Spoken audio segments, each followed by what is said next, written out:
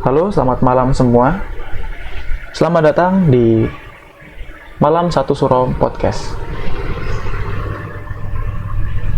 Pada episode pertama kali ini, kami mengangkat cerita dengan judul Si Penjaga Rumah. Ini adalah pengalaman pribadi gue yang gue rasakan sendiri dan langsung bertemu dengan mereka dan melihat langsung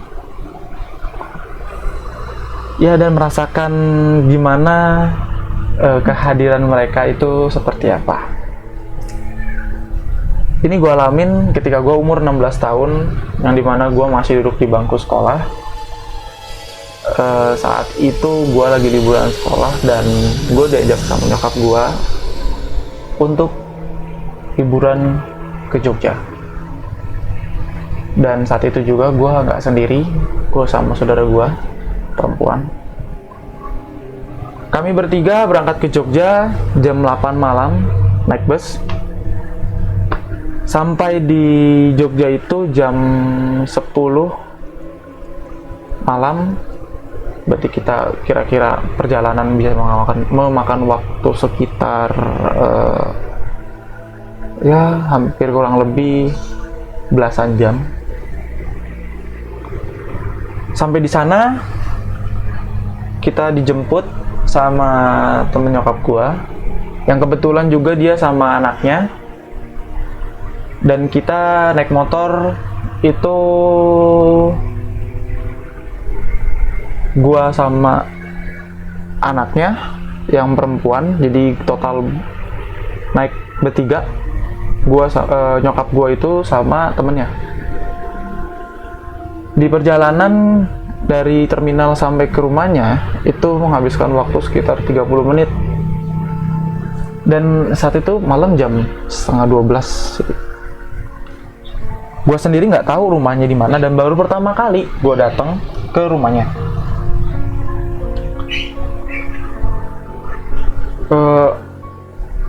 Pas sampai di perbatasan, kalau dibilang tuh kayak gapura gitu ya, kayak gang masuk gitu.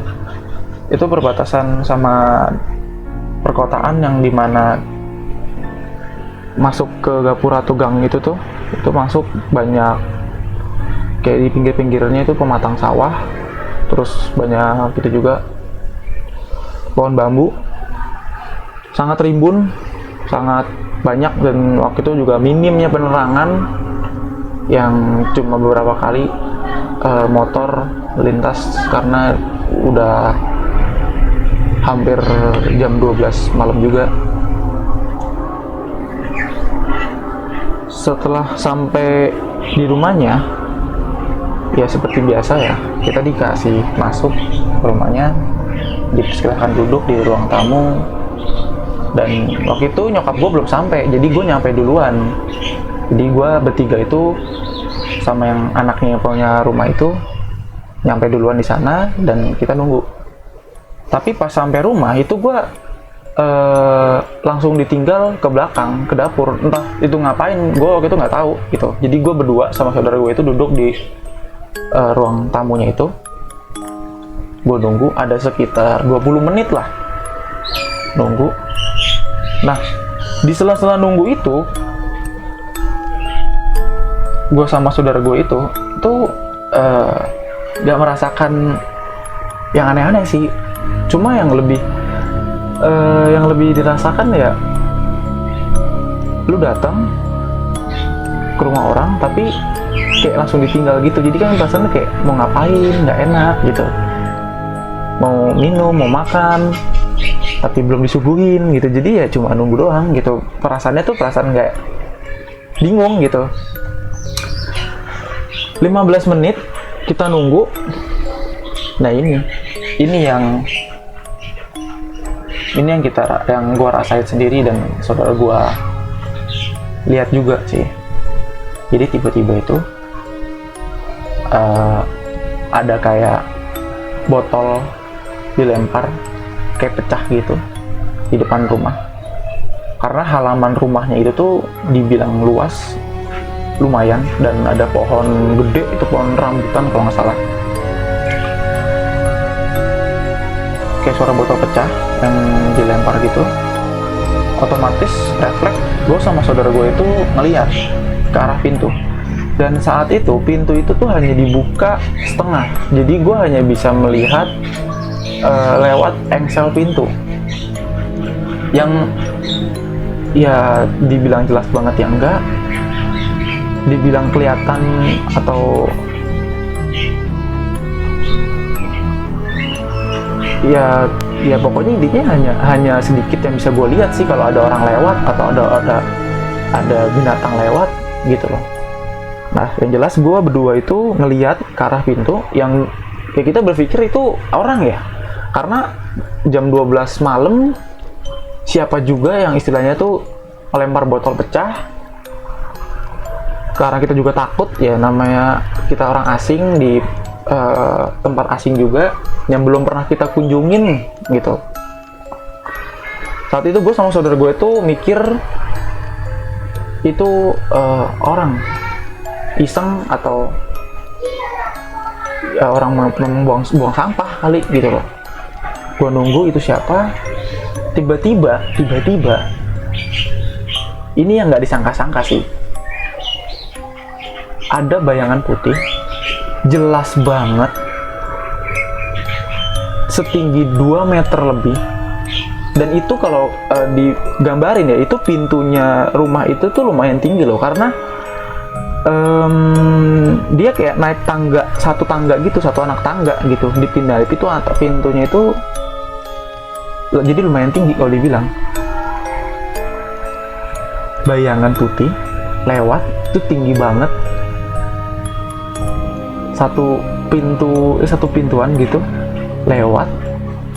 Terus gue secara spontan sama saudara gue itu penasaran gitu, dikira orang gitu, tapi nggak ada jejak kayak kalau lu dengerin orang melangkah itu kan ada suara duk, duk, duk, duk. Ini nggak ada, bener-bener nggak ada, sunyi, cuma orang lewat set, bayangan putih. Terus dilempar lagi kayak botol pecah,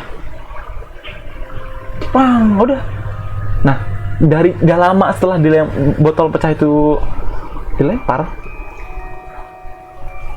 itu bayangan putih itu lewat lagi di celah pintu itu.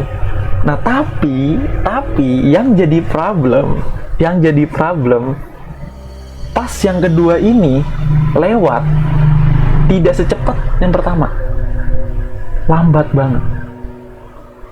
Dan dia itu membiarkan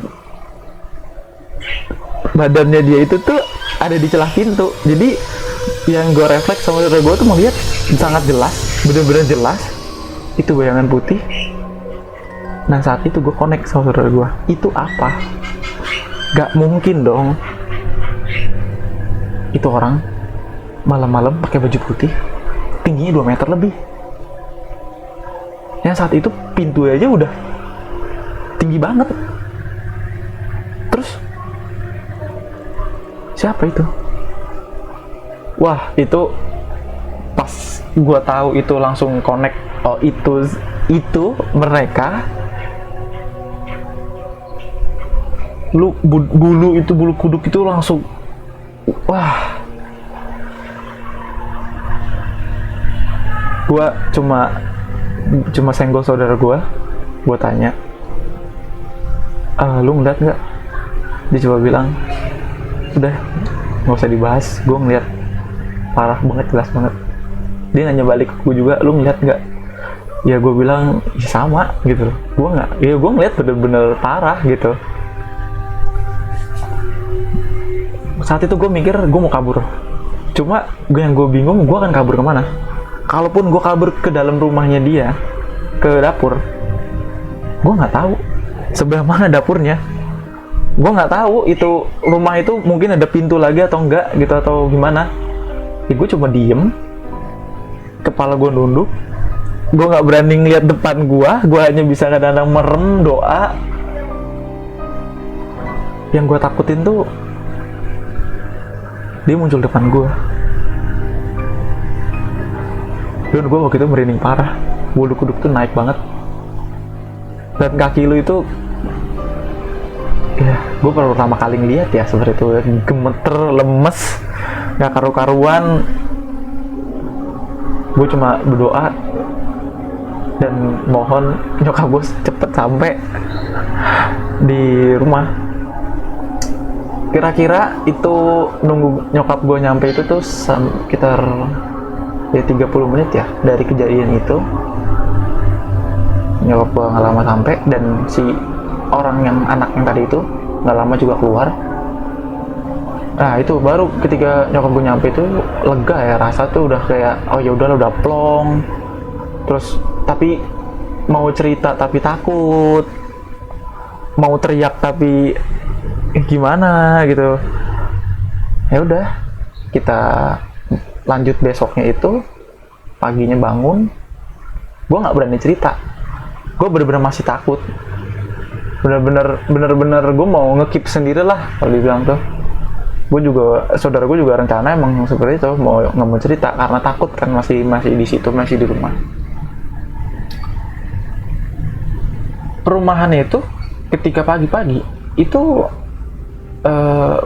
enak gitu, banyak pohon, sejuk banget udaranya. Terus di depan jarak berapa meter dari depan rumah itu ada pematang sawah, itu bagus banget, enak. Pagi-pagi itu benar-benar sunyi, seger banget udaranya. Ya, tapi ketika malam hari itu kondisinya udah beda gitu. Udah tidak seperti apa yang lu rasain pagi-pagi. Kalau malam itu udah benar-benar emang mencekam gitu, dan jarang banget yang gue lihat orang tuh keluar kalau udah di atas jam-jam maghrib. Nah, malamnya gue memberanikan cerita. Ya sebenarnya sih gue masih takut ya kalau untuk cerita, yang apalagi dengan kondisi masih di rumah itu gitu. Gue berani cerita, gue nanya gitu ke penjaga yang gue ke rumahnya itu, si pemilik rumah.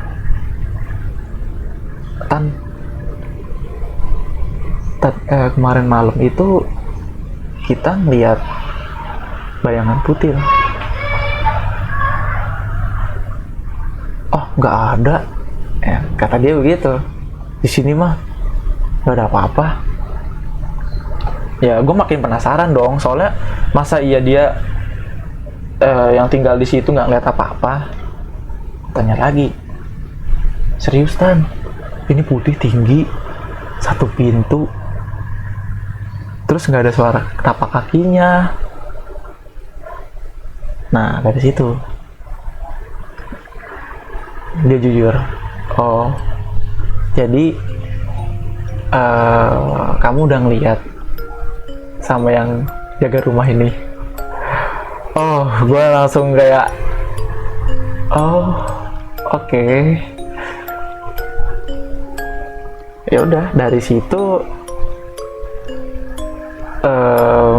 dari malam itu juga gue udah dengar dari ceritanya sendiri, dengar info-infonya dari yang punya rumah juga.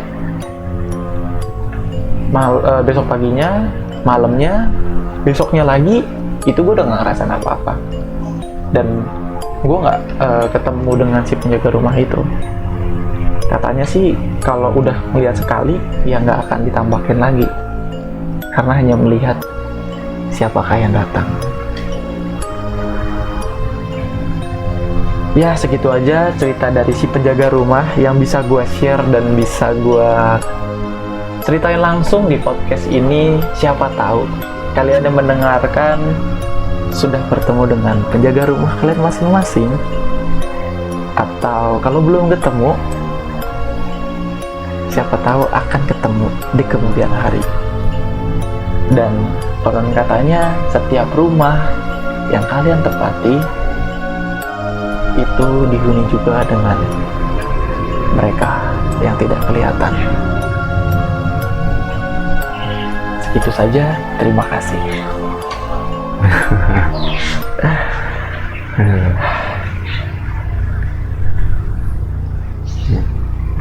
Ya udah.